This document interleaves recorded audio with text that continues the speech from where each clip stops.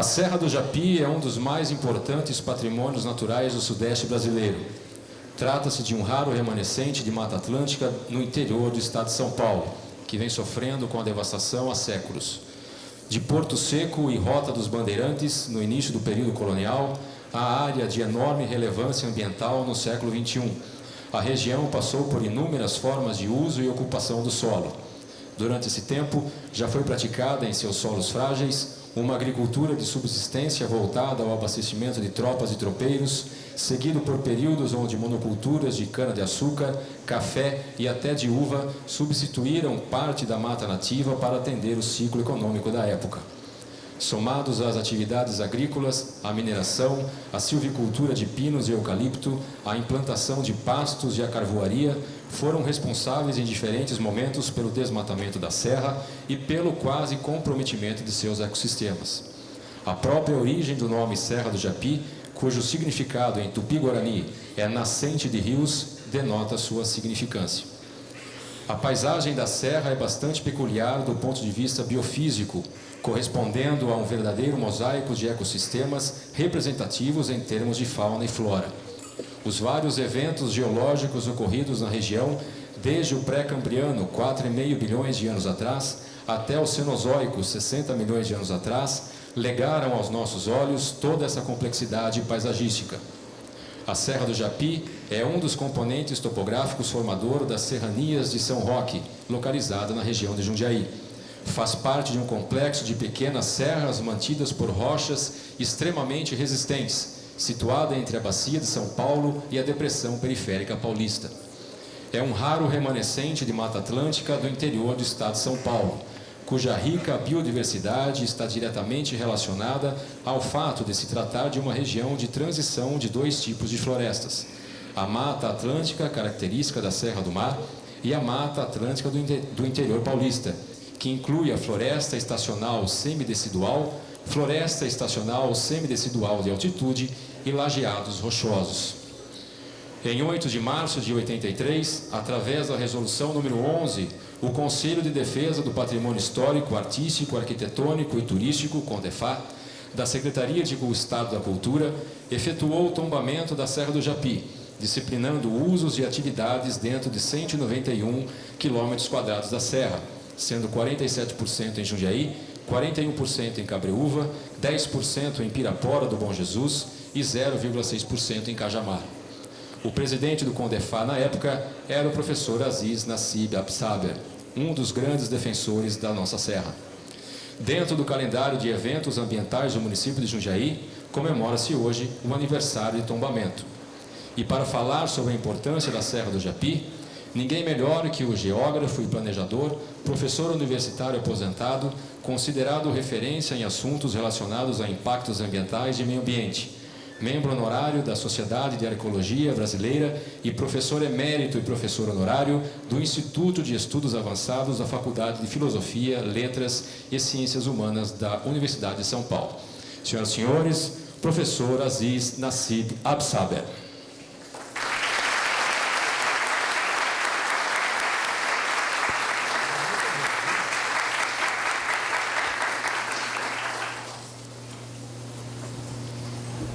Bom, eu gostaria de começar por dizer que eu tenho uma satisfação imensa de lembrar que o tombamento da Serra do Mar foi bem atendido pelos governadores de Jundiaí, senhores prefeitos que aqui se sucederam.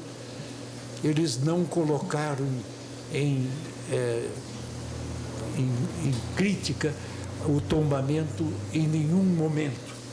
Então, o tombamento da Serra do Japi representa uma consciência especial em relação à paisagística brasileira e, ao mesmo tempo, honra culturalmente a municipalidade de Jundiaí. Eu agradeço muito, porque em muitos outros lugares onde certas áreas foram tombadas, muita gente tem pretendido modificar o tombamento a favor de liberação de áreas para a expansão urbana e para land business, né? E então eu vou hoje contar um pouquinho a vocês o que representa a Serra do Japi em termos de Brasil e em termos de mundo, né? A Serra do Japi é uma massa, foi formada, foi modelada numa massa de quartzitos. Quartzito é uma das rochas considerada como a mais dura da face da Terra. E, infelizmente, onde existem quartzitos, quase sempre não existe vegetação capaz de se enraizar no solo arenoso. Pois bem, essa foi a primeira impressão que eu tive na vida. Imagine uma serra de quartzitos, que é a rocha mais dura da crosta terrestre, e com algumas matas no seu contorno. E com muitos cursos d'água saindo da serra para o rio Tietê, em Cabreúva, da serra para o rio Jundiaí, formando aquilo que a gente chama de uma drenagem expandida por todos. Essa condição também me impressionou do ponto de vista da preservação das águas. Então não é só o fato de que a Serra do Japi era uma espécie de mágica da natureza tropical, que conseguiu, fora de áreas de terras vermelhas, de oxissolos, conseguiu em um solo arenoso ter matas. Mas isso também implicava em que havia um risco muito grande de se urbanizar a Serra do Japi, ou também, mesmo que fosse dividida em lotes, tipo sítios, iria ser prejudicada a floresta dos seus bordos, porque era uma floresta anômala em termos de realidades tropicais. Bom, aqui eu sei que tem muitos alunos de faculdades e o fato de vocês cursarem escolas superiores nos arredores de Jundiaí e em Jundiaí me leva a contar um pouco da história dessas rochas, né? A gente sabe que essas formações que existem entre Perus,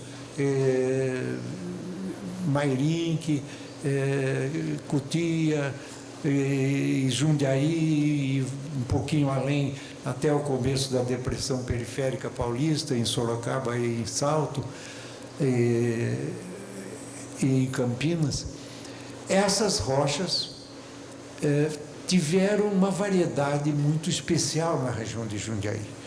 No passado, quando, antes dos dobramentos e do metamorfismo das rochas, existiam uma sequência, né?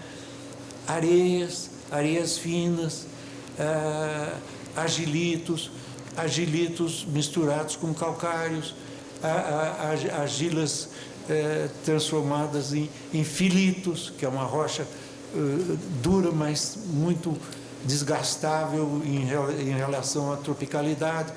Então, cada um desses setores, quando houve o dobramento e houve grandes calores, se transformou em rochas metamórficas. As areinhas finas da beira de lagos ou mares do passado foram transformadas em quartzito. As argilas foram transformadas em filitos. Rocha metamórfica, mas muito suave, muito fácil de ser erodida. Então, o Japi é um exemplo de erosão diferencial.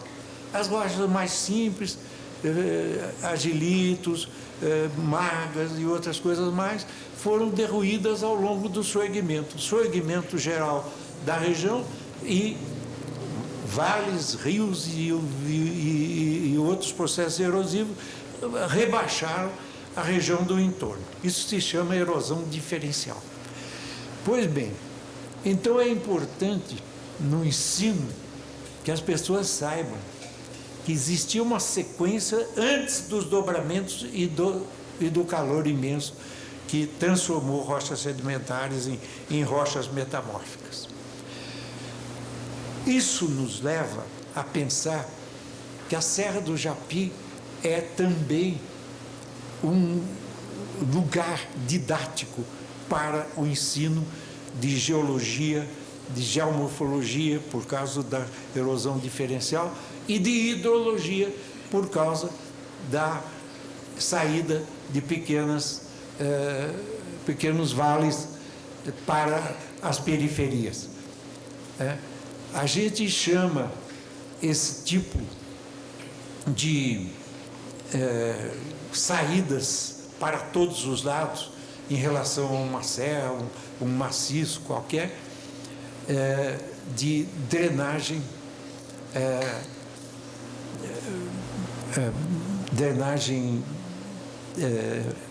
aberta para os lados, em forma de uma série de novelos de águas para todos os lados. Então, começo por aí. Quando eu fui eleito para o CONDEFAT, vou contar algumas coisas para vocês um pouco tristes. Eu fui eleito para o CONDEFAT porque ninguém queria assumir o CONDEFAT no período de transição entre a velha ditadura e os tempos marrons da história brasileira. Ninguém queria assumir porque faltavam poucos meses para que houvesse as eleições essas que fizeram com que o saudoso Montoro assumisse pela primeira vez o governo de São Paulo. E então aqueles meses eram tristíssimos, porque ninguém queria assumir e o CONDEFAT precisava continuar funcionando.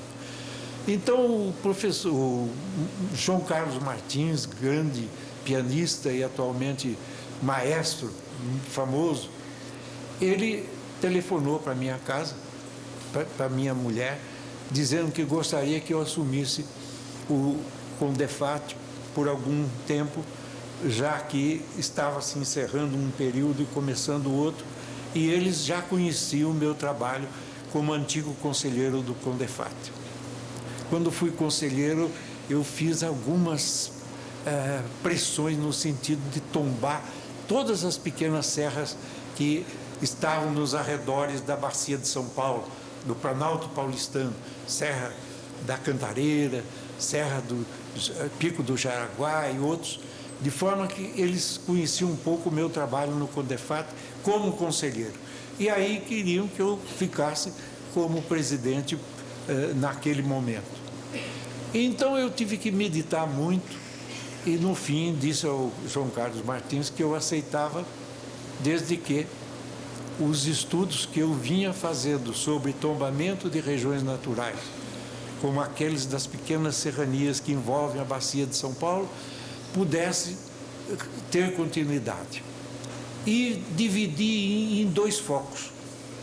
O foco das cidades históricas de São Paulo, tombamento do centro das cidades históricas e orientação para o crescimento das cidades no entorno do sítio histórico. Então, isolei algumas cidades para começar. Bananal, Iguape, Cananéia, São Luís do Paraitinga, a minha terra, a terra da dona Sidoca, que aqui está presente, e, além disso, algumas cidades da Ribeira de Iguaca. E a segunda parte foi a mais delicada. Continuidade do tombamento de feições naturais de interesse paisagístico, de interesse da preservação dos solos, das aguadas e com uma orientação embutida no processo de tombamento. E esse foi o caso da Serra do Mar e da Serra do Japi. No caso da Serra do Mar, eu tive a felicidade muito grande de ainda encontrar a serra bastante bem conservada, desde a fronteira com o Rio de Janeiro até a fronteira com o estado do Paraná. E lá, por causa das declividades e do clima úmido, tropical, não havia uma penetração de ocupações naquele tempo. E foi uma grande felicidade tombar a Serra do Mar, tombamento que eu fiz provisório e que depois que eu saí do CONDEFAT, aliás, estranhei profundamente que o Montoro não tivesse consciência do trabalho que a gente desenvolveu no CONDEFAT. Em poucos meses nós fizemos coisas e mais coisas que os jornais davam, os jornalistas acompanhavam as reuniões. Eu fiz um esquema para cada conselheiro do CONDEFAT oficial que vinha de uma instituição, ou da USP, ou de uma instituição qualquer, ambientalista, etc. Eu coloquei uma outra pessoa, saída das universidades, e de grande categoria, para ajudar aqueles que eram indicados apenas por instituições e que nem sempre conheciam quase nada dessas coisas. E então, essas pessoas, alguns professores universitários de Rio Claro, outros de São Paulo, alguns grandes arquitetos e urbanistas, eles ficaram lado a lado. Eram 10 conselheiros ou 12 e 10 ou 12 pessoas de alto nível cultural funcionando. E fizemos a abertura das reuniões para os jornalistas, o que deu uma possibilidade extraordinária para as discussões serem independentes e muito profícuas. Pois bem, a Serra do Mar foi tombada provisoriamente, já não podia mais, desde que houvesse o tombamento provisório, ninguém mais podia mexer. Essa era a minha intenção, porque eu sabia que ia demorar para o governante assinar o termo final do tombamento. E foi o que aconteceu. Eu saí do CONDEFAT em março de 83 e fins de fevereiro e começo de março de 83, e o Montoro, que conhecia totalmente o meu trabalho, e que quando eu fui eleito pelo CONDEFAT, ele e os filhos deles aplaudiram. Mas políticos são políticos, tem políticos honestíssimos, eu não estou falando perto de políticos porque eu conheço as pessoas que estão aqui, mas tem políticos sem vergonhas, tem políticos que eu gostaria de deixar, quando eu estiver para morrer, o nome dos maiores cretinos desse país, corruptos. Então, o Montoro colocou outra pessoa no CONDEFAT, eu teria direito a 2 anos, fiquei 7 meses, mas nesses 7 meses, felizmente, a gente pôde tombar a Serra do Japi, a Serra do Mar, provisoriamente, mas eles não podiam mudar mais nada, porque estava muito bem feito o trabalho sobre a Serra do Mar. E a Serra do Japi, a Pedra Grande em Atibaia, as cabeceiras do Rio Tietê em Salesópolis, etc. Sempre tombamentos provisórios que depois foram ratificados pelos meus sucessores. Devo lembrar a vocês que no caso do Japi, as críticas dos neocapitalistas brasileiros foram muitas. Um deles me procurou lá no CONDEFAT, né? Eu trabalhava dia e noite no CONDEFAT e recebia certas considerações muito tristes, né? Um dia um ex-prefeito de Itu telefonou para mim e disse: o senhor tem que deixar aprovar prédios altos no centro de Itu. Eu digo não, né? Itu tem história, Itu tem um plano diretor adaptado cidade histórica que ela é. E, portanto, não vou aprovar a questão dos prédios altos do entorno lá do Instituto, que tinha grande história republicana e outros edifícios importantes do passado. Agora, vou lhe dar um conselho. Se o senhor entendesse de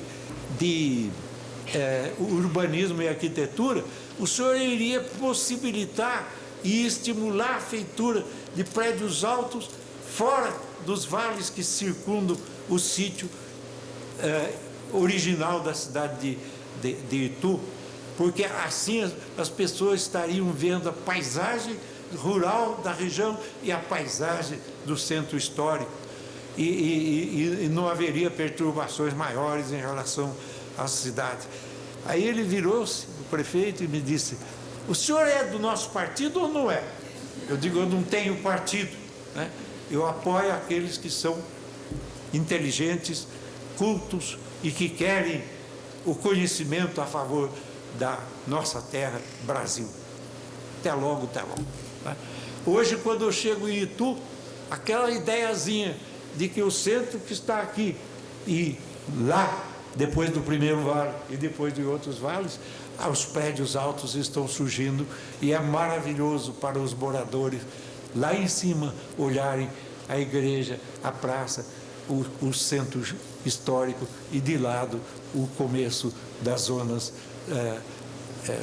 semi-rurais, rurais ou bem preservadas. Bom, estou contando isso para vocês saberem como foi difícil o tombamento da Serra do Japi, por falta de entendimento e por efeitos do neocapitalismo, né?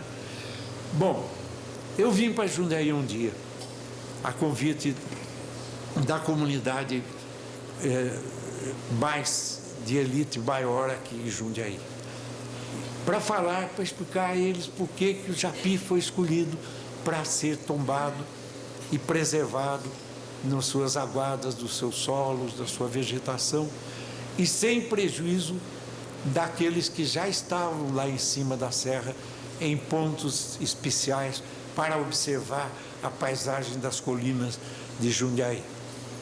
E tinha apenas uma grande pedreira para vender partículas de areia fina, tirada dos quartzitos mais decompostos, mais alterados, que estava subindo a serra também.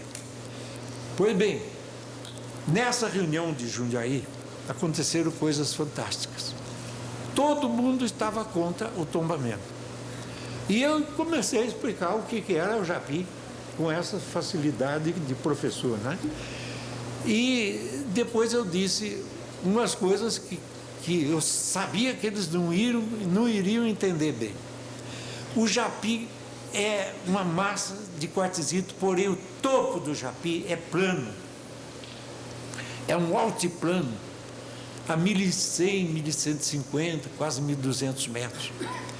E aqui no Brasil, quando esteve um dos maiores geógrafos da França, o professor Emmanuel Demarton, ele percebeu que existiam muitos lugares no Brasil tropical atlântico que as serrinhas tinham o seu topo entre 1.000 e 1.100, 1.150. E então o Demartoni fez uma classificação perfeita das áreas aplainadas. Primeira área aplainada que ele encontrou foram as serranias das cabeceiras do rio Paraibuna e do rio Paraitinga. Lá, naquelas altos que ficam entre Cunha e que depois descambam do outro lado para Bananal, ele percebeu o mais antigo e o mais alto aplainamento. Depois levaram ele para Campos do Jordão, ele diz: mas aqui é a mesma coisa, só que é mais alto porque deve ter havido alguns falhamentos. Então ele chamou as superfícies da região lá de Cunha para o norte, na direção do Rio de Bananal e Rio de Janeiro, etc. Ele chamou de superfície dos altos campos. né?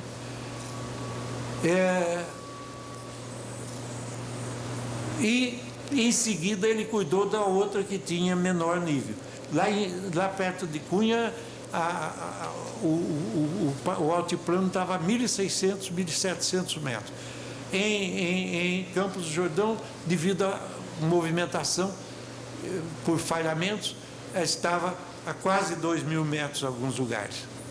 E chamou a região dos morros que estavam entre 1.000 e 1.100 de surface de crête moyenne, superfície das cristas médias.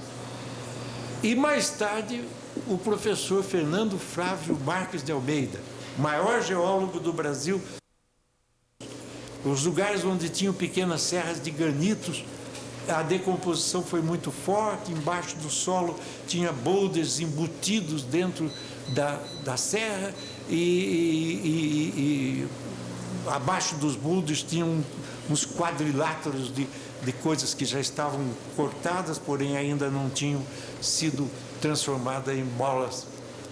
E então há uma diferença muito grande dos bordos das serrinhas tipo Cantareira em relação aos bordos do tipo Japi. Mas Japi e Cantareira têm a mesma altura. Portanto, as cristas médias do Demartone tinham a sua razão de ser. E o professor Almeida, ao chamar a atenção para o Japi como uma área especial de aplainamentos iguais àqueles que tinham sido chamados por Demartone de crête moyenne, o professor deu ao Japi uma nova referência. E professores outros que examinaram esses dois aplainamentos do passado levaram em consideração uma coisa seríssima na história da face da Terra. Num certo momento, na superfície da Terra, existiu uma massa fantástica de rochas de diferentes formações, granitos, gneiss, quartzitos, entre lugares que hoje estão distantes entre si. A parte oeste da África, a parte leste do Brasil, a Índia, a Madagascar, a Austrália e Nova Zelândia. Tudo isso formando um bloco só. E então um cidadão inteligente disse que talvez esses aplainamentos tivessem sido feitos quando existia o continente de Gondwana, antes da separação dos continentes. Eu achei lindo isso, sabe? E comecei a estudar isso com muito, para poder justificar que isso estava certo, e cheguei à conclusão de que era impossível aplainar tão bem o Japi sem que houvesse uma reunião das massas rochosas da África e do Brasil. E por isso mesmo, com o aplainamento, depois dos falhamentos criados pelo afastamento da África em relação ao Brasil, afundamentos muito grandes, que começaram com faixas marítimas pequenas, na borda dos quais se formaram elementos bióticos que vieram dar o pré-sal, né, o petróleo, e depois algumas dessas massas ficaram semi-isoladas durante o afastamento de África e Brasil e criaram-se grandes massas de sal. O sal é formado por rios imensos que trazem, rios numerosos, não imensos, que trazem o sal das rochas alteradas para dentro de um lago ou à borda de uma depressão. E então, depois do petróleo, veio a camada de sal. E depois tudo isso se afundou mais. E hoje, nós no Brasil estamos tendo a felicidade de possibilitar o encontro de petróleo embaixo do sal e acima do sal, porque isso se quebrou e passou muito petróleo para cima. e está por lá para ser explorado. E isso tem sido super trabalhado pelo governo, pelos políticos e pela Petrobras, né? E então, muita gente pensa que a exploração do petróleo, do pré-sal e do pós-sal poderá ter uma significância muito grande, enquanto outros acham que isso vai dar continuidade à era da gasolina e à era de certas ações contra a atmosfera terrestre. Mas, de qualquer maneira, vai custar um pouco antes que existam carros elétricos e outros tipos de condução na história tecnológica do mundo. Então, o pré-sal representa ainda uma possibilidade de riqueza a mais para esse país que tem imensas áreas produtivas de grãos, né? Teve o ciclo do café, um pouquinho antes um ciclo da cana-de-açúcar, mais tarde um grande ciclo da cana-de-açúcar fora do Nordeste, que é o caso de São Paulo, e tem o etanol, e tem a soja, e tem a laranja, de forma que o nosso espaço imenso tem sido muito bem ocupado, mas atenção, não é possível deixar continuar esse processo, sobretudo na Amazônia e no Brasil tropical atlântico. No Brasil tropical atlântico essas coisas não entraram tanto, mas o eucalipto entrou devastadoramente no Planalto tropical atlântico, onde está São Luís do Paraitinga, Paraibuna, Santa Branca e o começo da região de Cunha. Então, esse fato de que o Japi representa um apainamento anterior à separação dos continentes é muito importante em termos didáticos e científicos e que nunca tinha sido trabalhado. Bom, então já falamos das rochas que foram transformadas em quartzito, filito, margas, calcários, pequenas massas de calcário dos fundos desses lagos e mares do passado. E depois, então, vem o problema urbanístico. Em muitos lugares que eu andei pelo mundo, né, sobretudo no Brasil, eu não fiz muitas viagens para o exterior, porque eu queria manter no território brasileiro a maior parte das minhas viagens. Então, eu conheço o Brasil desde Roraima, desde a fronteira com a Venezuela, onde tem o BV8, a última cidadezinha brasileira no começo da grande sabana da Venezuela, e depois até o Rio Grande do Sul, com penetrações no nordeste do Uruguai. Então, as viagens todas me deram ideias sobre o problema da relação entre cidades que nasceram em colinas e que estão em frente de algumas serras. A tendência é a subida para a serra. Subida para a serra de 2 ou 3 maneiras, ou condomínios, ou com muita rapidez, com favelados, com favelas, com centros urbanísticos caóticos, metade disso, metade daquilo, etc. E eu tinha absoluta certeza de que na face da Serra do Japi, voltada para Jundiaí, a penetração urbanística caótica seria feita. Já estava havendo gente inteligente subindo a serra e querendo colocar pequenos sítios para olhar a região de Jundiaí do passado a partir dos altos da serra.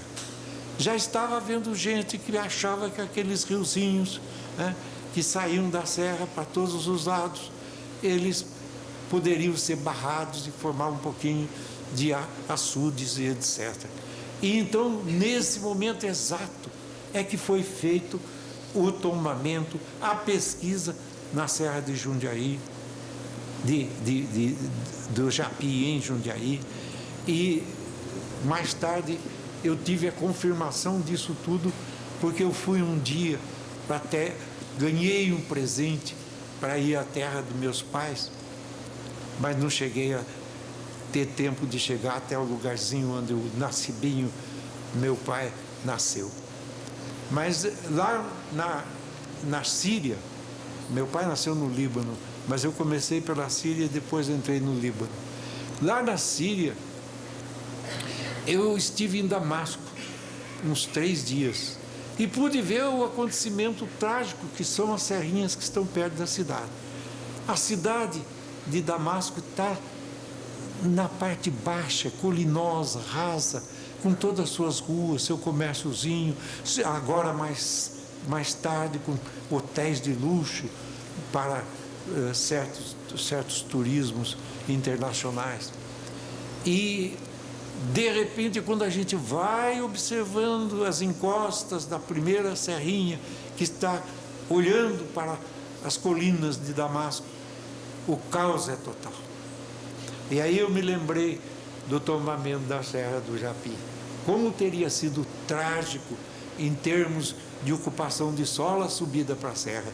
E Jundiaí tinha outros espaços para o seu crescimento urbano mais equilibrado, como é hoje, apesar de que hoje está havendo excesso de edifícios altos, já que as pessoas não encontram mais no entorno de Jundiaí espaços importantes para condomínios, etc.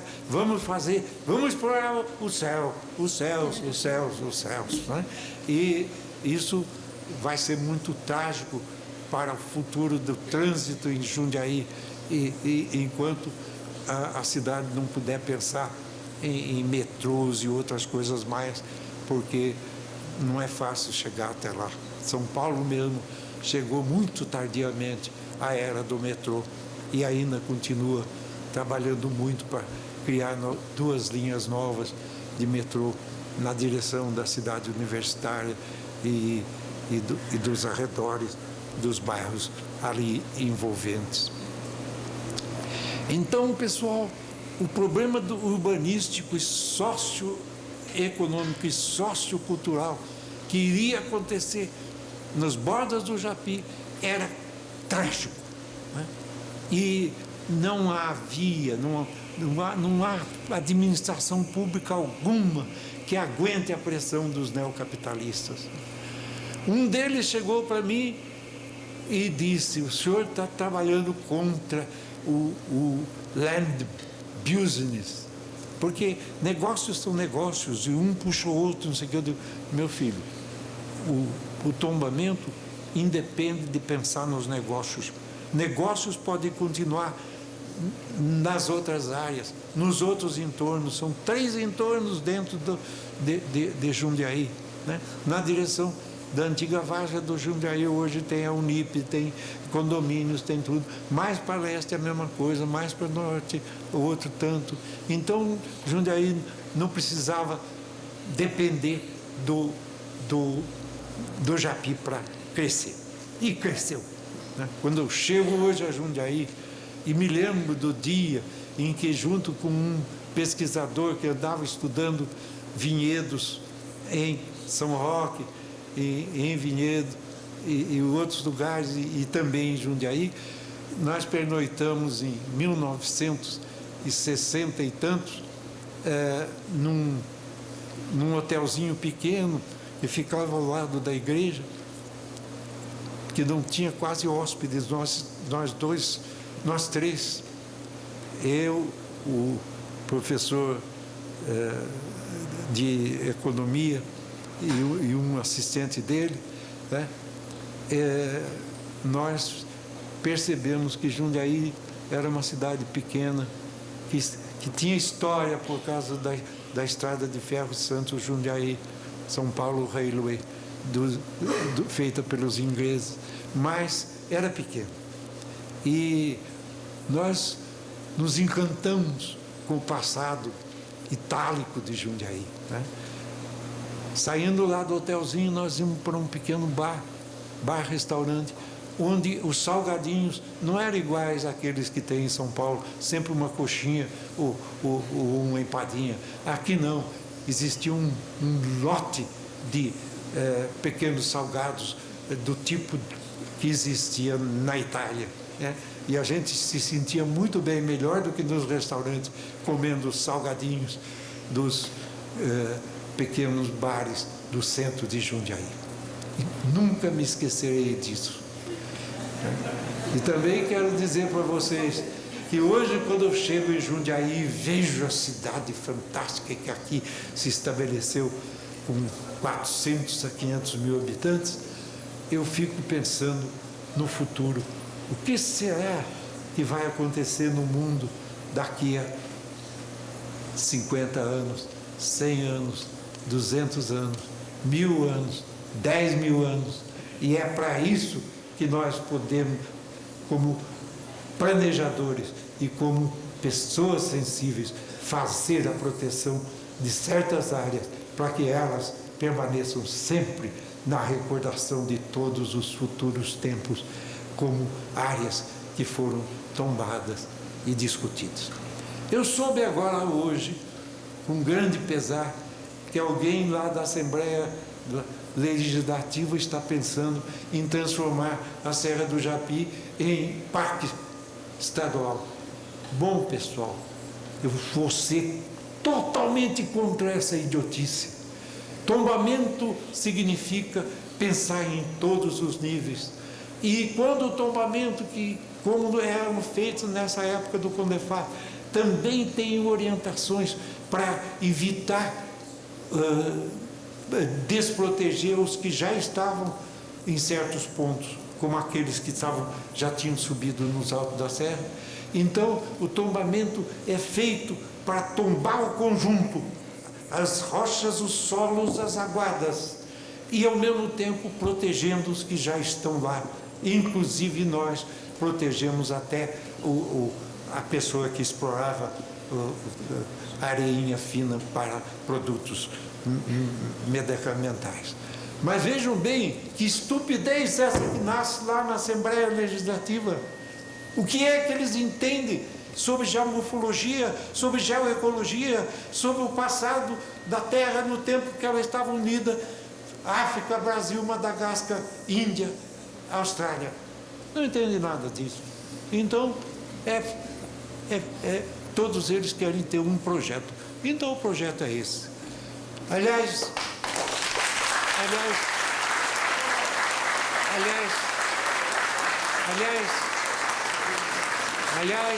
eu quero dizer para vocês que da última semana, enquanto eu tinha feito uma operação, com muita dificuldade e pedindo licença para minha mulher, que é uma gaúcha bastante resistente, não vai, porque vai o seu pé pode infeccionar mais e tal. Eu fui até a Assembleia Legislativa porque os índios iam fazer uma reunião. Uma reunião que tinha mais ou menos um décimo das pessoas que estão nessa maravilhosa sala.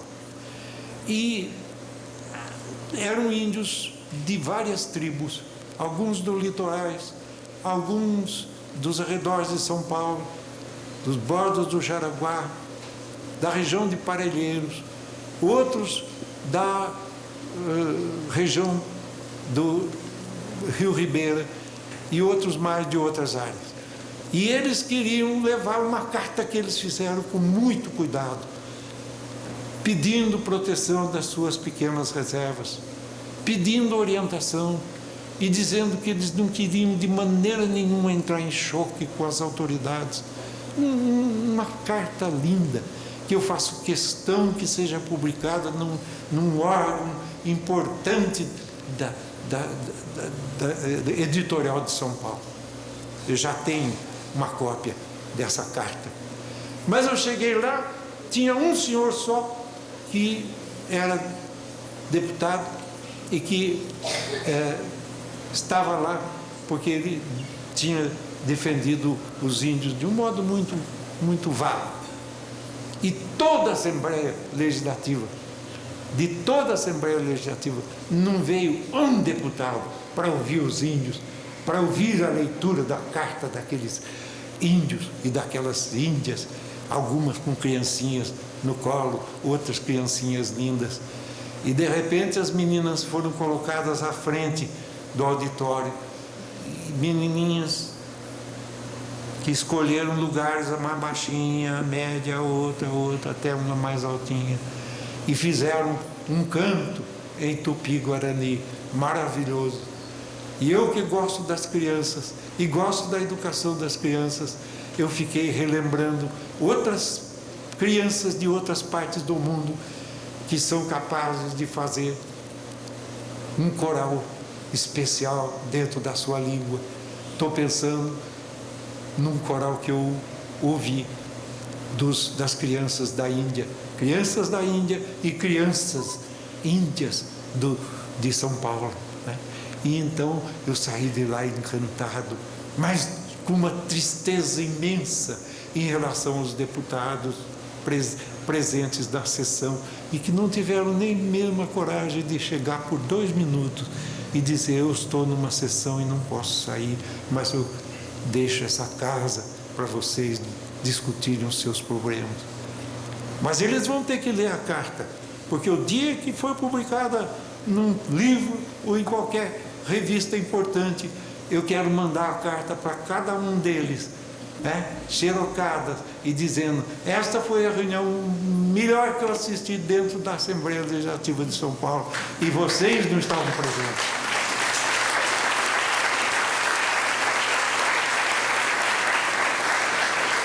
Pessoal, existe agora uma tendência de alguns amigos nossos com idades parecidas com a do tombamento da Serra do Japi, que estão falando em bioética, a ética com a vida na face da Terra.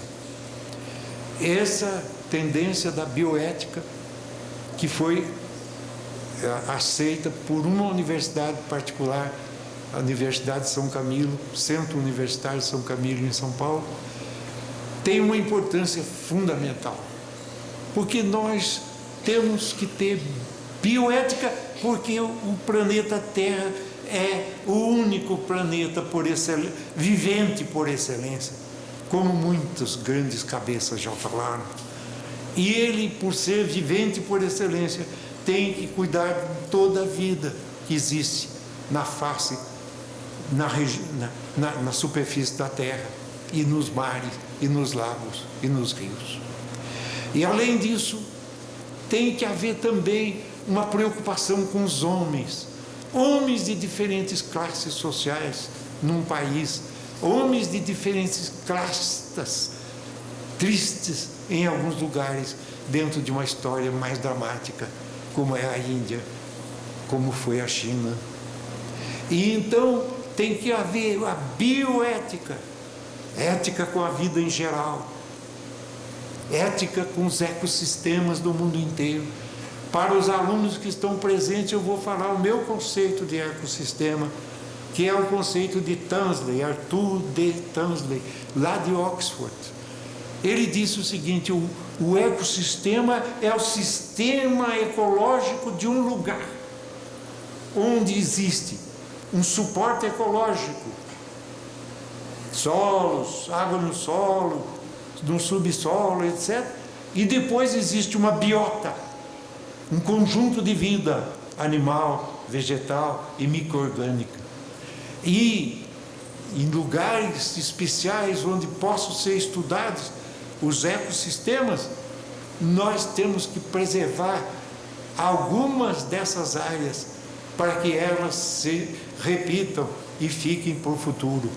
Então, se é o sistema ecológico de um lugar, tudo bem, mas quem é que conserva esse lugar com suas características fisiográficas?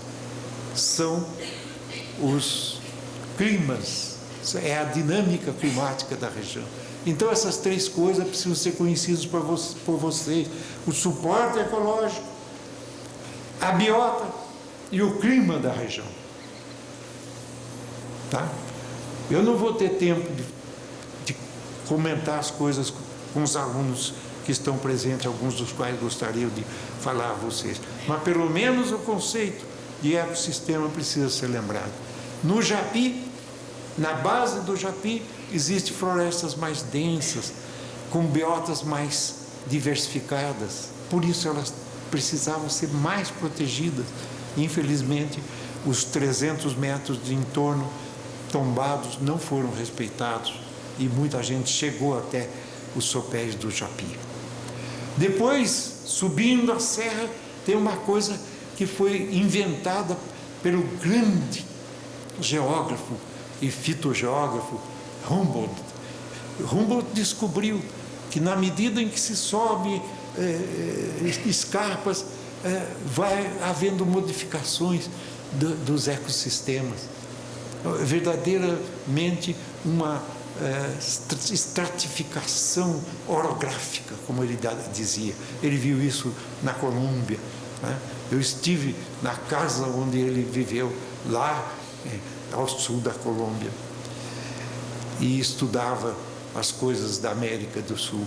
Não deixaram ele entrar no Brasil porque era alemão, era perigoso e os monarcas portugueses eram muito rígidos. Só depois da vinda de Dom João VI que foi liberado para os viajantes naturalistas o restante desse país, né? Mas escutem bem o problema dos ecossistemas. No Japi existem variações ecossistêmicas orográficas e lá em cima tem outros ecossistemas, até mesmo nos lajedos que afloram tem cactos de um tempo em que as caatingas estiveram por aqui, estiveram em Salto, estiveram na Serra do Jardim.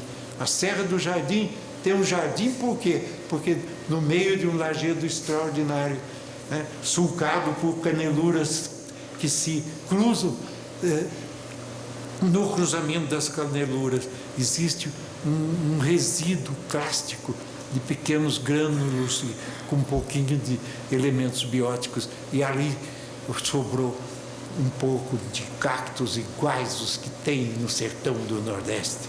Então, muita gente no passado achava que aquilo era um jardim da natureza, então a serra se chama Serra do Jardim. E no entorno continuam alguns cactos altos e a floresta vai se adensando e desce lá para Vinhedo. Pois bem, eu fui trabalhar na Serra do Japi, na Serra do Jardim, para descobrir a divisa entre Valinhos e Vinhedo. Então, num lugar definido, perto da entrada dessa área que tem o lajedo e os cactos, na entrada tinha uma pequena mata, já meio devastada, e alguns cactos gigantes, altos.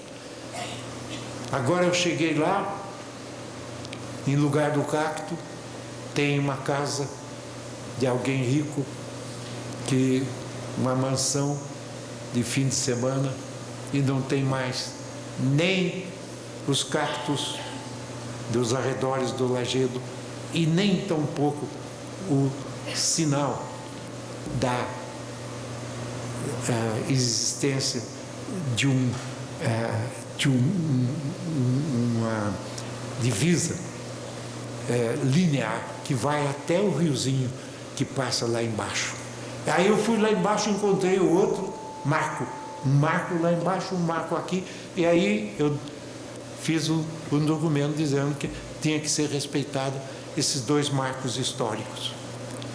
Pois bem, eu critiquei um pouco os políticos corruptos e quero criticar a minha universidade, sem saber do trabalho que nós fizemos para descobrir a linha divisória de Vinhedo e Valinhos. O que fez, o que fizeram os homens que tinham aquele lugar do lajedo, perto do lajedo, alguns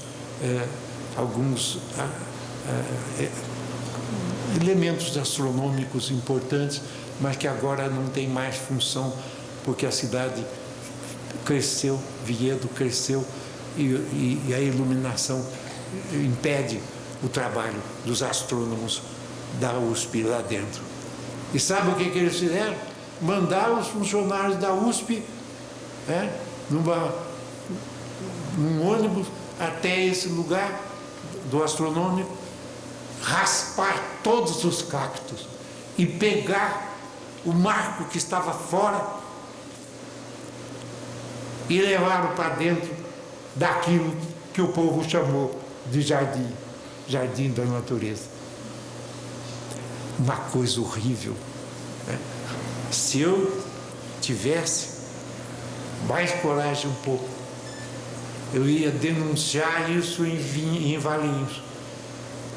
Por que eles queriam elevar por uns 250 metros a fronteira? Para ganhar mais um pouquinho de impostos das casas que ficaram do lado de Vinhedo, saindo da área do município de Valinhos. É uma coisa triste, né? Se o Lula é filho de Brasil, todos vocês e todos nós somos filhos do Brasil e, portanto, nós temos que pensar no homem e da bioética temos que partir para a antroética a fim de podermos proteger índios pobres que estão na rusticidade dos sertões, onde durante 6 meses os rios secam e a vegetação perde o vigor, né? Euclides da Cunha, numa notazinha pequena no livro Os Sertões, ele colocou: aqui nesta região existem 2 nomes, o Magrém e o Verdém. O Verdém é quando as plantas readquirem as folhas em função do calor e da umidade relativamente pequena, mas suficiente para a fotossíntese. E o Magrém é quando as folhas caem num período muito quente e que os rios perdem as águas. E os rios perdem as águas porque um dia o lençol que estava nas colinas ou nos terraços vai descendo e o lençol freático fica embaixo do leito dos rios, e aí o rio passa a alimentar o lençol e desaparece. É preciso saber essas coisas para entender o Nordeste, e não vamos deixar que os ignorantes fiquem dando ideias falsas. Vamos transpor as águas do São Francisco, porque vai resolver o problema do semiárido brasileiro.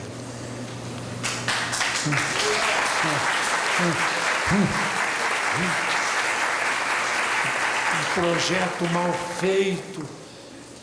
Não sabiam nem mesmo que as águas do São Francisco, que deverão ser transpostas para além do Araripe, vão ser mais necessárias no período mais seco, de 6 meses a 7 meses, e que vão tirar mais água no período em que a região, menos água, não preciso levar mais água para o sertão no período em que chove um pouco lá e que existe o verdém, existe o reflorestamento e as folhinhas crescem e a região passa a ter mais água superficial. E eles não entenderam nada disso. Ciro Gomes disse o dia que eu falei isso: é exatamente o contrário do que este professor fala. Não é, em outras palavras, não é no período mais seco do Brasil Central e do bacia do Rio São Francisco que vai precisar de água, é o ano inteiro para ele. Não é o ano inteiro, é só no período em que não tem água nos rios, mesmo porque no período que chove, às vezes a inundação é tão grande que invade os arredores de algumas cidades, criando problema para os pobres que moram próximo das várzeas. Então, pessoal, o problema da educação, o problema do conhecimento é essencial para tudo, para a política, para o planejamento, para a nossa esperança de um mundo cada vez melhor. Esperança essa que ainda está longe, mas eu tenho certeza que, trabalhando por todas as causas boas, nós vamos chegar lá. Muito obrigado.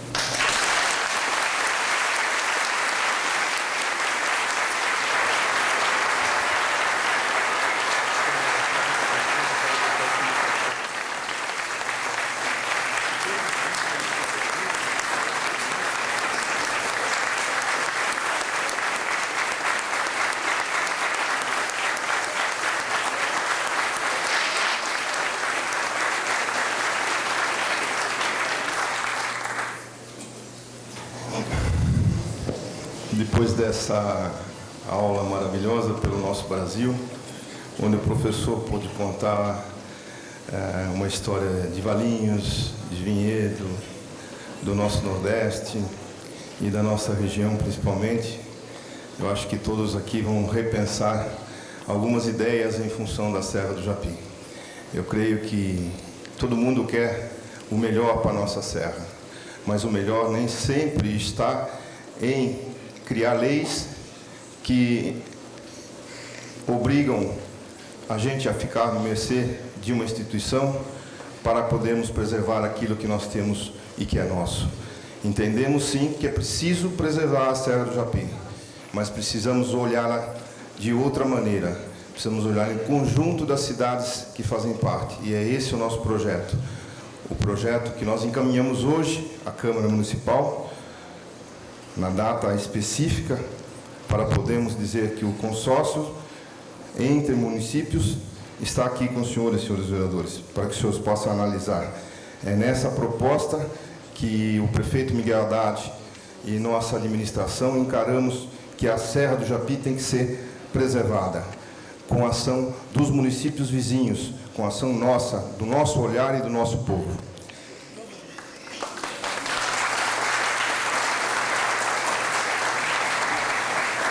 Eu vou abrir... Na verdade, de dizer uma palavra que eu esqueci, né? Esse fato do maciço do Japi e seus arredores terem atuadas para todos os lados, recebe o nome de Chateau d'Eau. Nós temos 2 Chateau d'Eau importantíssimos no Brasil: a Serra do Japi e o maciço da Borborema no Nordeste. Então, águas vão para todos os lados, se dá o nome de Chateau d'Eau. É só uma lembrança para os alunos aqui presentes e pessoas sensíveis que estão aqui presentes. Nós vamos abrir, acho que todo mundo gostaria de fazer uma pergunta, né? Mas nós vamos abrir aqui a pergunta a alguns, para que a gente possa encerrar essa magnífica palestra do professor, e esse microfone vai ficar aberto. Já temos uma inscrição, a senhora pode, por favor, se posicionar. Seu nome, por favor. Yara Weisberg, nós somos da OCIP Salto Ambiental e estamos aqui para matar a saudade do nosso professor tão querido. E falando da Serra do Japi, e como moradora de Salto, quero deixar claro a importância da manutenção dessa serra para abastecer todas as cidades do entorno, como Salto, e como passa o rio Tietê entre Salto e Itu, a dificuldade de Itu ter a água que vem do Japi porque não chega lá. Então, veja a importância da manutenção do Japi para o abastecimento de todas as cidades do entorno. Nós temos muita água, água de qualidade, e que está sendo degradada com o crescimento que está sendo mencionado. Então, a importância de todos presentes aqui para manter a Serra do Japi e controlar com o planejamento rígido e o crescimento, que a gente fala assim, não, tem que parar, mas a população cresce. Não, existem alternativas e nós somos capazes hoje de encontrarmos essas alternativas para um crescimento bioético, como foi mencionado. Então, eu quero agradecer essa oportunidade e deixar bem claro que a Serra do Japi é a água de todos nós, hoje e no futuro.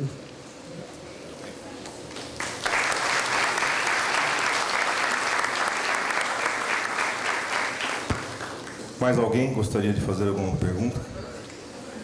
Queria dizer para a senhora que Salto e Itu constitui um dos mosaicos mais importantes de elementos fitogeográficos de todo o estado de São Paulo.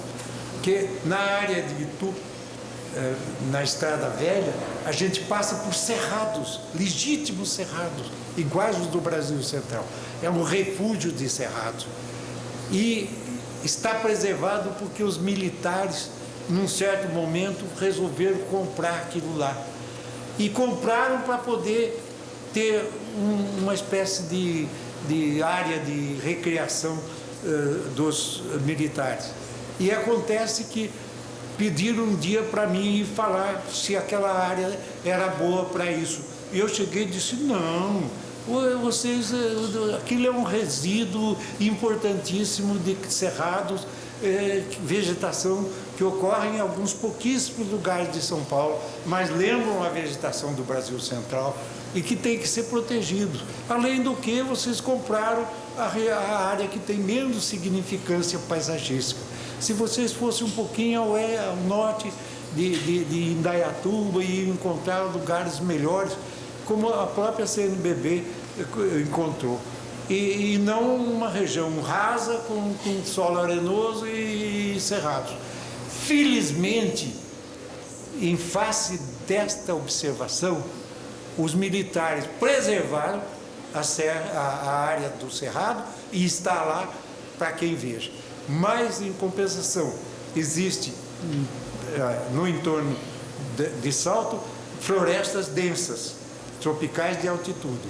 E algumas dessas florestas, embaixo dos seus solos, onde existem lajedos e boulders, grandes bolas de matacões graníticos, existem também cactos. O que significa que um dia a floresta chegou e tamponou as áreas de Caatinga. Então, essa região de Salto é uma região muito importante para ser estudada, né? E um dia eu cheguei lá recentemente e perguntei para um dos homens que tomava conta de uma fazenda perto dos boulders e os matacões todos, e eu disse, me diga uma coisa, no entorno, aquilo que está meio devastado, no entorno desses cactos, tem algumas árvores que têm vindo do sertão? Ele disse, como não? Aquela ali se chama tal, aquela outra tal e aquela outra tal. Infelizmente eu não estava com o caderninho, por isso que eu brigo com os alunos, tem que levar o caderninho sempre para tomar nota. Então, além dos cactos, tinha refúgios das próprias matas, dos próprios arboretos, matas arborescentes da Caatinga, no entorno daquela área de boulders e matacões. Então, é importantíssima a região de Salto, né? Então, não estou pensando só no Japi, estou pensando em tudo que é importante. Tá? Tem mais duas inscrições, três. O Antunes primeiro, depois aquele senhor. Os dois vereadores aqui. Ok? Eu queria perguntar ao professor a respeito da Serra do Japi. Eu trabalho na prefeitura, sou técnico da prefeitura, e nós temos uma questão que é um certo dilema em relação à questão da preservação. Há quem, a lei inclusive municipal defende, na área da reserva biológica que foi criada, a desapropriação das propriedades particulares e a remoção dos ocupantes dessa área. E a ideia do Parque Estadual também prevê, né, ao que eu sei, a desapropriação e a retirada dessas ocupações. A minha pergunta é em relação à convivência dentro dessas áreas de preservação com os sítios, com as pequenas chácaras e até condomínios. Como é que o senhor vê a convivência ou a permanência, a ocupação dessas áreas por pessoas que moram lá, muitas delas há 30, 40 anos? Como é que o senhor vê? O senhor defende a retirada dessas pessoas, dessas áreas, ou o senhor vê uma maneira de convivência e de se buscar uma preservação, preservando essas pessoas lá? Olha, eu não tenho acesso ao documento que eu fiz sobre a Serra do Japi, porque eu tenho um pouco de receio de toda hora estar molando o CONDEFAT de hoje. O CONDEFAT de hoje é um órgão muito fraco. Mas lá dentro do projeto já está indicado que quem esteja lá pode ficar. Não pode abrir mais espaços dentro das áreas florestais. Está bem claro isso lá. E nos autos, né, os que estão pode ficar, mas não pode desdobrar de jeito nenhum o povoamento da parte alta do Japi, essa tal superfície aplainada das cristas médias de São Paulo. Tá bem claro dentro do projeto. Fui eu que elaborei como geógrafo, sabe? Agora, as aguadas não podem ser barradas para formar pequenos açudes. Só embaixo é que as prefeituras poderiam ter um barramento para tirar água boa, né? E aí sim teria que fazer uma desocupação do entorno da área de barragem de pé de serra. Pé de serra. A expressão pé de serra é a mesma expressão Piemonte da Itália, né? Então o Piemonte do Japi tem que ser sempre muito bem cuidado. Mais uma pergunta ali. Muito nobre, muito edificante tudo que o senhor falou para todos nós aqui. Então, uma aula de vida e de civilidade muito grande para todos nós. Meu nome é Martin Noller, eu sou de uma organização chamada Made in Forest, organização nova, que visa dar democracia para tudo isso que o senhor acabou de falar aqui, brilhantemente para todos nós. Então, se o senhor puder honrar o Made in Forest com essa carta, que o senhor disse que os índios fizeram, o senhor gostaria de publicar, publica no Made in Forest, que é uma organização mundial. Então, madeinforest.com, o senhor coloca essa página de todos os textos que tem lá dentro, isso é traduzido para todas as línguas do planeta. E aí vai dar voz, então, a tudo aquilo que o senhor gostaria de fazer, que os índios foram lá e não foram ouvidos. Assim, todas as coisas bonitas que as universidades fazem, as empresas fazem e as comunidades fazem. Então, o Made in Forest é um fórum democrático para a ecologia e sustentabilidade. Se o professor puder dar essa honra para a gente, coloca o texto, tal como o senhor quiser, madeinforest.com, o senhor consegue colocar lá dentro e o mundo inteiro vai saber disso, senhor. Deixa eu explicar uma coisa a você. Evidentemente, quando eu vi a carta no seu conjunto, li a moça lá da Secretaria do Verde e do Meio Ambiente me mandou uma cópia por e-mail. Então, eu já falei com o pessoal da bioética, o professor William Saad Osnig é um dos líderes da bioética em São Paulo, ele mora em Botucatu e trabalha em São Paulo, no Centro Universitário São Camilo. Então, ele tem um curso de mestrado em bioética dentro da São Camilo. E de doutorado agora eu ajudei bastante a transformar, além do mestrado, em doutorado também.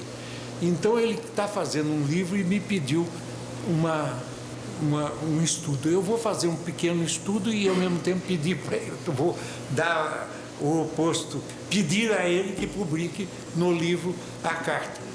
Independentemente disso, essa carta pode ser publicada em qualquer edição de revistas ou de instituições, de forma que eu vou ver primeiro o caso lá da São Camilo, mas depois eu vou pedir para a moça lá da Secretaria do Verde do Meio Ambiente que mande para vocês uma cópia.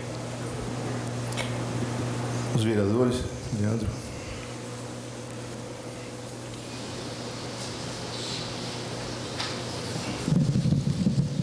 Boa noite, Jaders, professor, Arifosse, demais autoridades aqui presentes.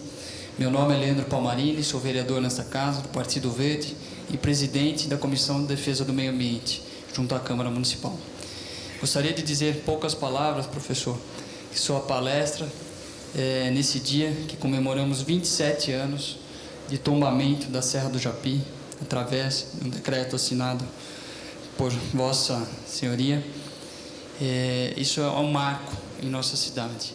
Gostaria de dizer apenas um fato que ocorreu em nosso município há alguns meses atrás, em que uma onça da espécie sussuarana foi atropelada na rodovia Anhanguera e que isso foi destaque em todo o país, pelas TVs do nosso país.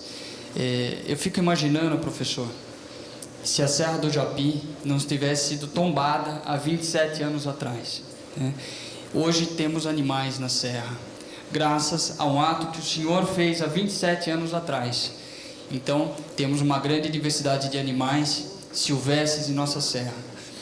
Então, eu gostaria de parabenizá-lo por esse importante ato, muito importante, não só para o município de Jundiaí, mas para os 4 municípios em que a serra ela contorna, né? E que os ensinamentos do senhor possam ser levados a todas as autoridades desses 4 municípios, para que a cada dia mais a gente consiga manter a serra intocável e que esses animais continuem na serra e que a flora e a fauna possam ser preservadas. O senhor nos enche de orgulho. Essa palestra aqui com certeza emocionou a todos aqui presentes. Então eu gostaria de parabenizá-lo e que todos aqui levem esses importantes ensinamentos que o senhor nos deixou nessa noite. E aproveitar a ocasião para parabenizar as mulheres pelo Dia Internacional das Mulheres. Muito obrigado.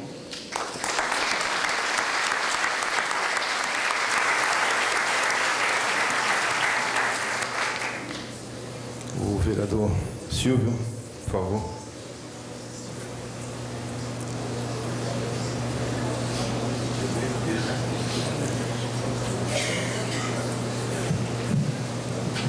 Boa noite a todos. Cumprimento todas as autoridades presentes na pessoa do professor Aziz. Eu sou Silvio Hermani, vereador aqui em Jundiaí, Partido Verde. Gostaria de começar a minha fala cumprimentando as mulheres. O Leandro pegou esse gancho que eu ia pegar.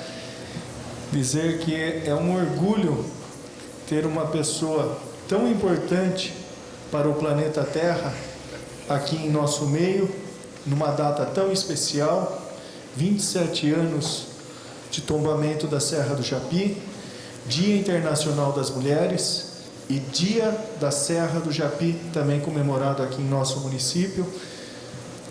Há algum tempo atrás, a TVTEM fez uma pesquisa, como ela vem fazendo em vários municípios, e foram apontadas diversas sugestões. E a população jundiaiense em massa escolheu como símbolo de nosso município a Serra do Japi.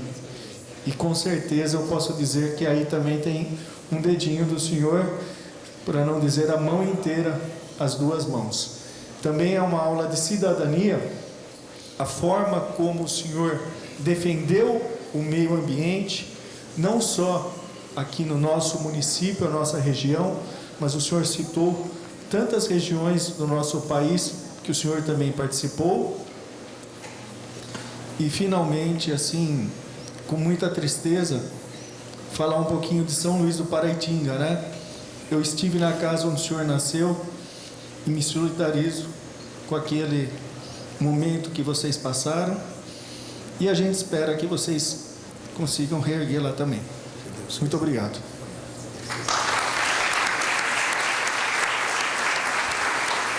Mais uma inscrição? Pode ser. Eu queria responder uma coisinha para o senhor, viu? Eu não tenho nem coragem de falar de São Luís do Paraitinga, porque eu estava no hospital quando soube tudo, eu fiquei dias e noites tristíssimo, sobretudo pela derruição da igreja, né? Que eu conheci quando eu era menino, eu saí de lá com 6 anos, de forma que o caso de São Luís é um caso muito especial. E interessante, o Lula vai ao Haiti, foi ao Chile e esquece de ir a São Luís, né?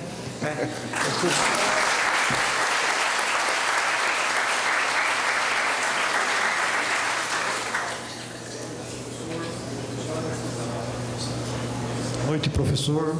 Boa noite, Jales. Boa noite, Ari Fossen.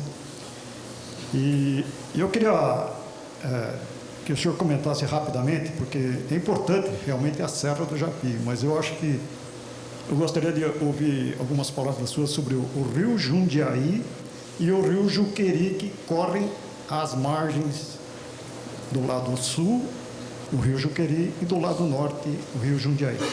Ambos, principalmente o rio Juqueri, abandonado há mais de 40 anos. E eu assisti, a primeira palestra que assisti do senhor foi em São Bernardo do Campo, no TELA, organizado pelos estudantes de gestão ambiental do SESI, entre 2004 e 2005. Eu não sei exatamente qual foi o ano. Tá? E lá o senhor perguntou para os alunos como é o sistema sanitário dos favelados, como que eles fazem suas necessidades. Ninguém soube responder e o senhor corajosamente afirmou que enquanto a gente não resolver a questão da desigualdade social, da questão dos favelados, nenhuma ação ambiental, seja ela de que porte for, não vai dar certo. E realmente não tem dado certo mesmo, porque de 2004 até agora já foram feitos vários eventos, vários fóruns, várias atividades. E a situação da poluição, testemunhada aqui pela pessoa de Salto, que eu não esqueci o nome, perdão, de Salto Ambiental, que passa o resultado de toda desse caos da situação dos favelados de São Paulo. Muito obrigado. Olhe, o crescimento demográfico exagerado nas grandes metrópoles e os remanescentes de pobreza que existe em São Paulo me deixam desesperado, porque a despoluição do Tietê é quase impossível. Pode-se melhorar um pouquinho a questão da invasão das águas do Tietê em alguns bairros. Mesmo assim, está sendo difícil. Veja o caso do Jardim Pantanal, em São Paulo. Mas existem alguns fatos em que o crescimento demográfico além de muito crescente, muito vigoroso, além disso, tem o problema de que os pobres geram muitos filhos. Os que vieram do Nordeste estavam acostumados a ter de 6 a 30 filhos, não é? Então, as regiões de favela sempre têm esse problema. O outro problema é que moças e pessoas pobres, etc., inconscientes em relação aos problemas de família, se casam às vezes, várias vezes, e têm filhos com muitos pais. Isso é desesperador, não é? E aí entra muito o problema do processo civilizatório. Ultimamente eu tenho trabalhado com o processo civilizatório, né? Quando é que começou no mundo o processo civilizatório? Começou no dia que se fez os mandamentos da lei de Deus. E olha que eu sou um católico muito singelo, mas os mandamentos da lei de Deus, cada mandamento bem pensado, representa o começo do processo civilizatório para tentar fazer com que os bárbaros entrassem em outros esquemas melhores. E eu fico desesperado porque as igrejas neocristãs, etc., ficam falando que Deus resolve todos os problemas de todas as pessoas. Deus não tem possibilidade de resolver os problemas de todas as pessoas, porque as pessoas nascem onde o acaso determinar. Então, uma pessoa que nasce na rusticidade dos sertões, outra na marginalidade dos igarapés da Amazônia e outras nas periferias mais pobres das grandes cidades, como é que vai poder ser melhorada de repente? E o que será? O que acontecerá com algumas prédicas, até com DVD, etc., feitas em algumas igrejas neocristãs. Então, a situação é dolorosa, viu? E não há como resolver isso senão com a educação, né? Eu já disse aqui que o dia que eu vi as indiazinhas cantando, né, na língua do seu povo, eu fiquei maravilhado, né? E a gente tem que conseguir o vídeo desse dia e falar para as pessoas e insistir no problema do processo civilizatório. Jesus Cristo foi um outro momento do processo civilizatório. Outros filósofos, Buda, etc., também, né? E pessoas simplórias, como, por exemplo,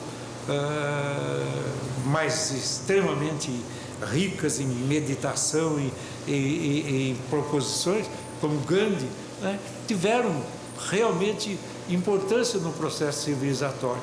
Mas um dia alguém matou Gandhi, né? E então nós temos problemas muito sérios nessa faixa, né?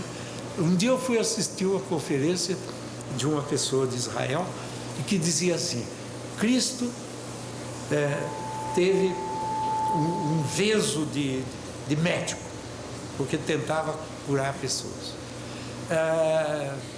Maomé teve um veso de saneamento, porque vivendo nos desertos e verificando o problema de como se criavam alguns animais, sobretudo porcos, etc., ele fazia suas prédicas em torno do saneamento.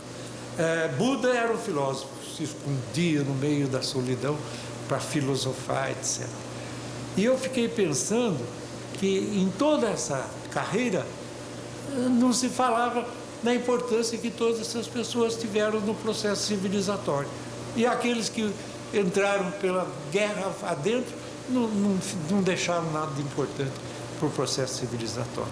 No entanto, aqueles mandamentos de 5.000 anos de idade são importantes, né? Um dia desse também eu fiquei pensando, eu sou geógrafo, né? Que entre 12.000 e os nossos dias houve uma retropicalização das áreas, e aí não deixava entrar ventos úmidos. Então houve um período muito seco na zona da base da Serra do Mar, etc. Mas também restaram alguns lugares mais altos que recebiam ventos mais especiais e de altura. E por isso, quando as caatingas se estenderam, as florestas ficaram refugiadas, em redutos. Contei isso para o meu amigo Vanzolini, ele disse: se você tem razão, imagine você, as florestas estão se reduzindo, a fauna, a biota da caatinga que está entrando fica no entorno, mas a biota de clima tropical úmido, ela refugia-se nas florestas na medida que as áreas estão se reduzindo. Então aí surgiu a teoria dos redutos, que é a minha teoria dos refúgios, que é do professor Vanzolini. E o Vanzolini, um dia desses, brigou comigo. Sabe por quê? Porque um aluno, né, toda vez que eu via aulas, ele mandava uma coisa para a internet. E um dia, ele, mal informado, ele escreveu que o professor Aziz era o autor da teoria dos refúgios. O Vanzolini ficou louco. Publicou lá, o Aziz é uma criança, imagina que ele disse que era... E o que eu vou fazer com pessoas que mandam fragmentariamente as coisas para a internet e depois elas ficam girando o mundo, né? Então eu sou muito amigo das bibliotecas. A biblioteca é a matriz, a consulta do Google, etc., são fragmentos que nem sempre são completos e às vezes criam um problema de inimizade entre pessoas que foram amigas por 40 anos. Então, pessoal, um pouco de cuidado com a fragmentação das coisas que estão... Eu procurei alguns trabalhos na Google sobre São Luís, Cunha, Paraty, etc. É uma confusão danada. E a dona Sidoca, que está aqui presente, está escrevendo coisas que ela conhece da região de São Luís do Paraitinga, dentro do mundo rural, dentro de Catuçaba e São Luís, e é de uma importância fundamental para uma pessoa que viveu lá, filho de fazendeiros, neto de fazendeiros, e que assistiu muitas coisas ao longo da vida. Escrevam seus trabalhos. Eu vou fazer uma propaganda. Em diversos momentos, em áreas como essa, eu pedi para os alunos me dizerem: conhece esse artigo? Silêncio.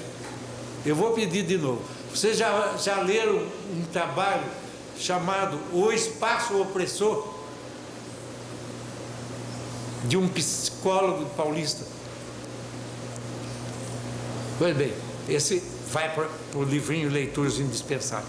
Vocês já leram um trabalho do maior paisagista dos Estados Unidos no século passado, Garrett Eckbo, que esteve em São Paulo dando um curso na FAUSP para alunos de pós-graduação?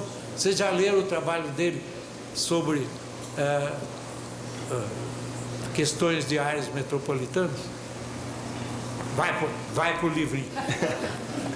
Vocês já leram um trecho do livro de Graciliano Ramos, em que ele fala como ele, os pais dele e ele saíram do sertão e foram se dirigindo para Alagoas. E de repente, os rios que estavam totalmente secos no sertão começaram a ter um fluxozinho quando entraram em certas áreas. E de repente, os rios tiveram águas e de repente a região teve florestas. Ele, menino, percebeu a sequência entre o sertão, o agreste e a zona da mata tropical costeira. Vocês já leram esse trabalho?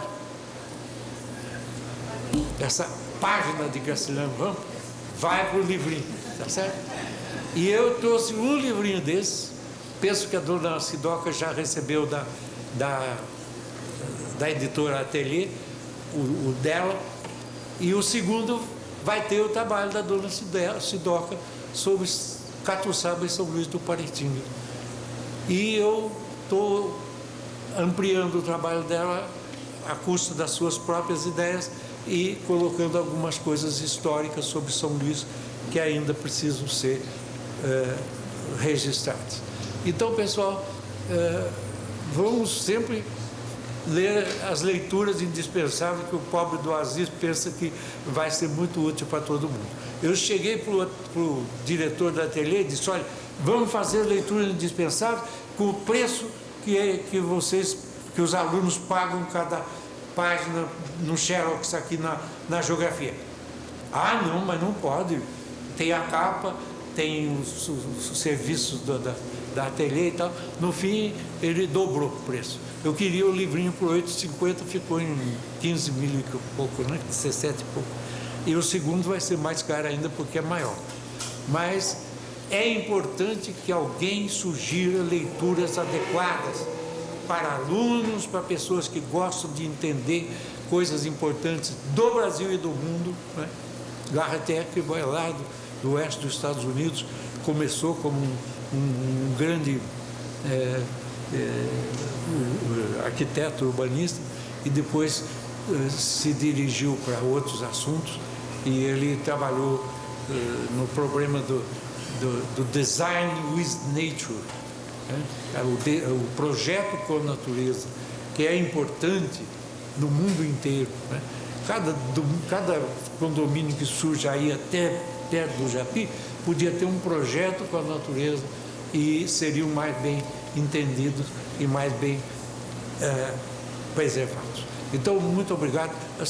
Tem a senhora aqui. Eu me chamo Neuza, eu morei há muito tempo na Serra do Japi, entendeu? Inclusive tem uma área lá ainda, né? E o que eu gostaria de saber do senhor Jado, por favor, entendeu? Quem seria o órgão responsável para o pagamento da desapropriação, substituição de imóvel, qualquer coisa parecida, para a gente não ficar assim tanto no prejuízo, né? Perfeito. Por favor, só quero que a senhora me tá? diga que se é na serra, é no alto ou é na base? Serra do Japi no alto. Bem no alto? Bem no alto. Está protegido. Sim. Documento. Ele deve saber do meu caso, né, senhor Jader? Então, na verdade, é o seguinte, nós temos, eu vou pedir aos senhores, nós temos 4 inscrições, eu pretendo encerrar essa palestra aqui às 9 horas, então a gente vai ser um pouco mais breve. Mas a senhora pode nos procurar lá na secretaria que a gente vai tentar encaminhar. Na verdade é o seguinte, o que falta são documentos. A prefeitura não tem condição de comprar uma área onde a gente não possa ter um documento certo da área. Então, Nós temos até verba disponível para compra de áreas na Serra do Japi, mas infelizmente a maioria dos terrenos disponíveis para compra, que nós estamos dando prioridade para a área da base ecológica, eles não têm documento hábil para a prefeitura comprar. Então isso é feito uma análise pelo nosso departamento jurídico, aquelas que for impossível comprar dentro de uma avaliação que a prefeitura faz, nós estaremos fazendo sim.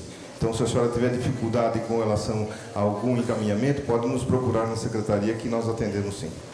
Com licença, não, já foi encaminhado, entendeu? Há muitos anos passados, entendeu? Só que tem um detalhe, a documentação é impecável. Então tá bom. O senhor Olha, ali para a gente não sabe- entrar na particularidade, eu peço à senhora que me procure que nós vamos tentar resolver. Tá ok? Você tem com quem eu falar, por favor? Comigo Porque mesmo. eu tenho tentado, entendeu? Por muitas vezes e não consigo. Comigo mesmo. Sou barrada. Infelizmente, eu sou barrada. Comigo mesmo, a senhora pode procurar. Tá ok? Pois não. E qual é o nome da sua secretária, por favor? É Lara. Lara. Ok? Eu vou mais 2, 3 perguntas, o doutor Ari também. Por favor. Obrigada, viu? Nada, imagina. Boa noite a todos. Boa noite, professor Aziz. É um grande prazer. Sou geógrafa, professora. E eu gostaria de falar, complementando o que o vereador, me desculpa seu nome, não, que ele falou a respeito do Açuçuarana. Leandro, me perdoa.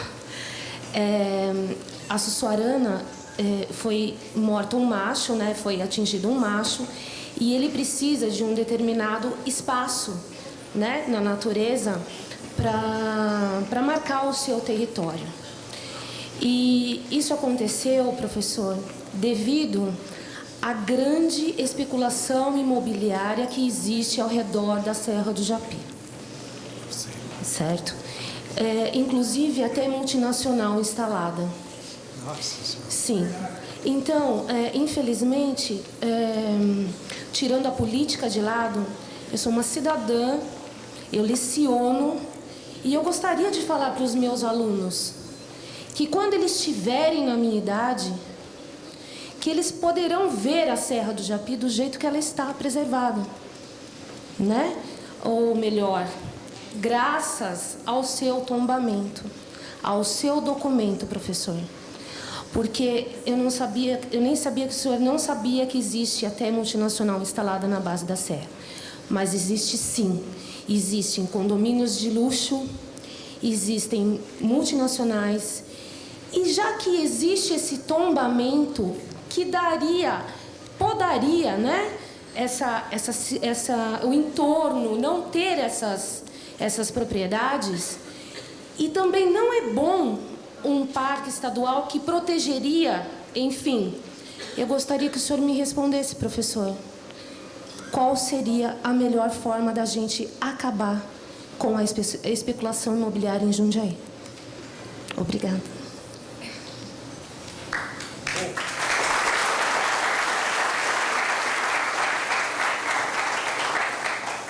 Duas coisas para a senhora.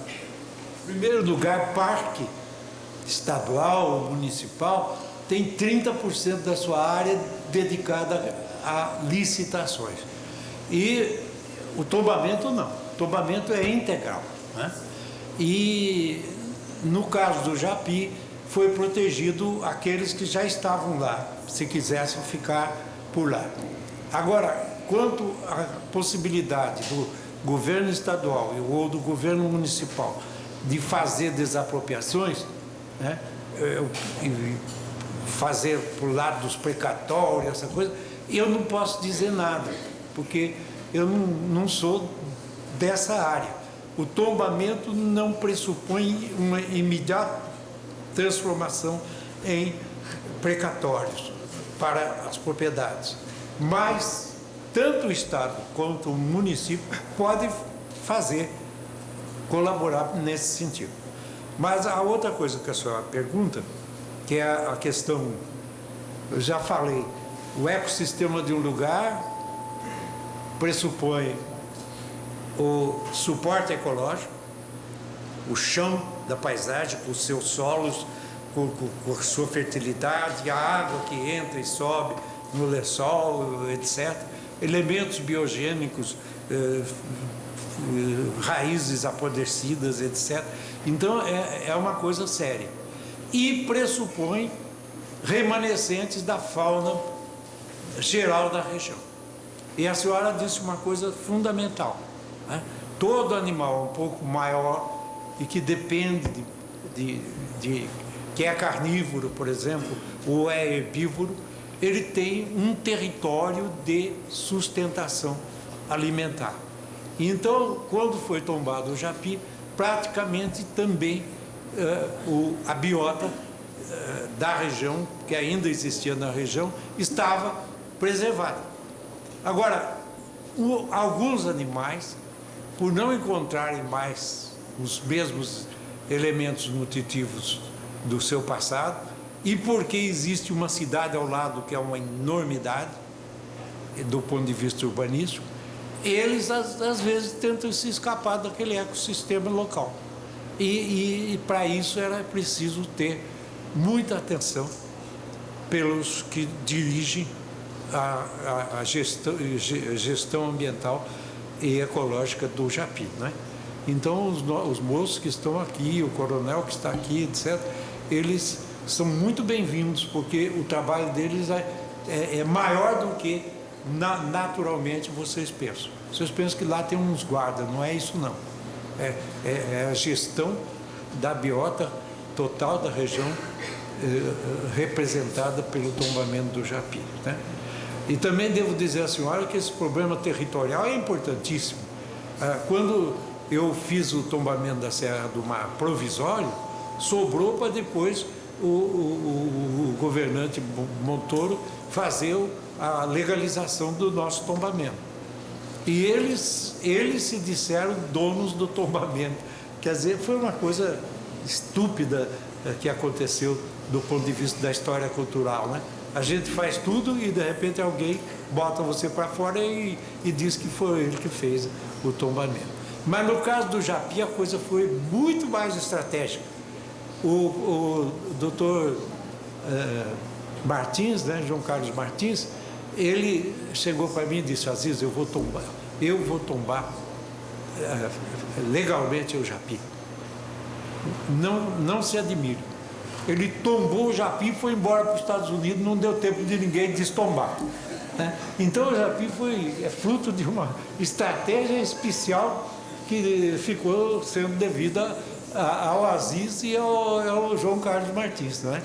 E em compensação ele também tombou alguns teatros, porque eu estava preocupado com as cidades históricas, os teatros e as feições geomorfológicas básicas de São Paulo, né? Porque o Condefat só pode agir em São Paulo.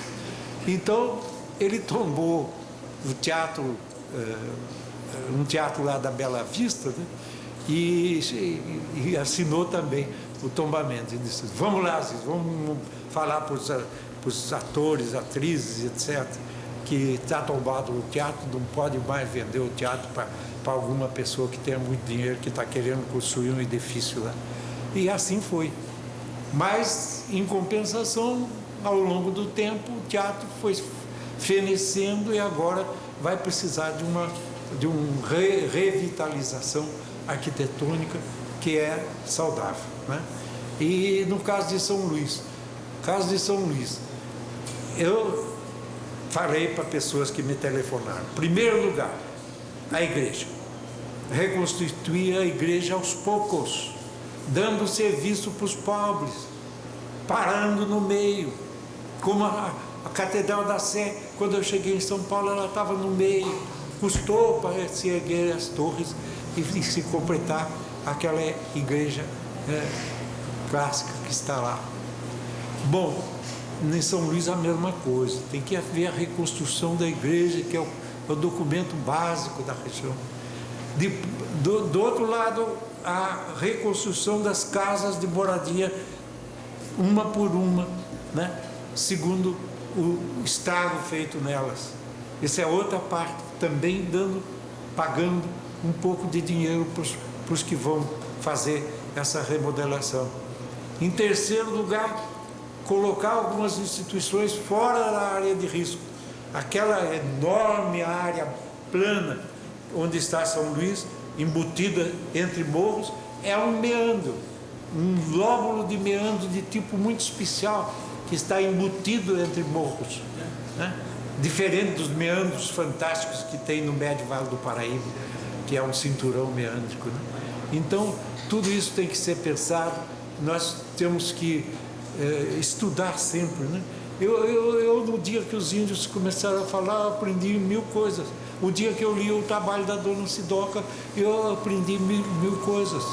E a gente tem que ir sobre os ombros dos que nos antecederam, chegarmos a algumas ideias melhores. O professor Pierre Mombeg disse um dia para mim: Aziz, você vai bem, mas esquece de fazer teorias. Continue fazendo trabalhos analíticos, porque um dia talvez você chegue a alguma teoria. E eu cheguei à teoria dos redutos, tá? Vamos acabar aqui, porque eu vou ter que voltar para São Paulo, senão a gaúcha lá me mata.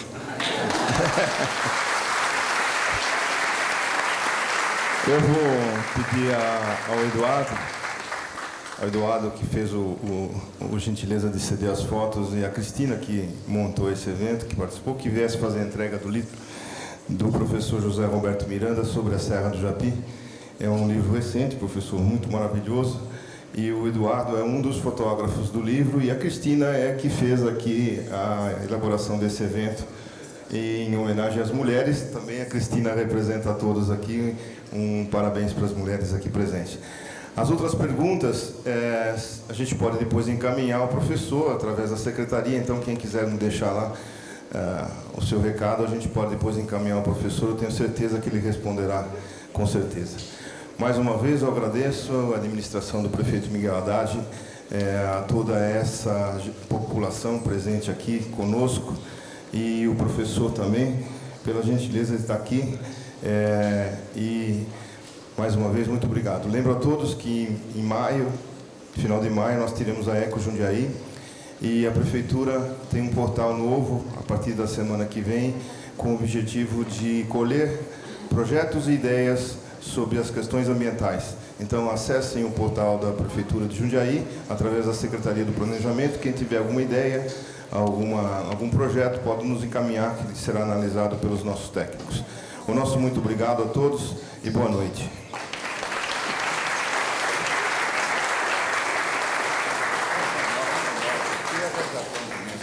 Atenção, eu trouxe um livrinho desses sobre leituras indispensáveis. Então, em homenagem a quem me deu o livro principal, eu quero transmitir esse livrinho.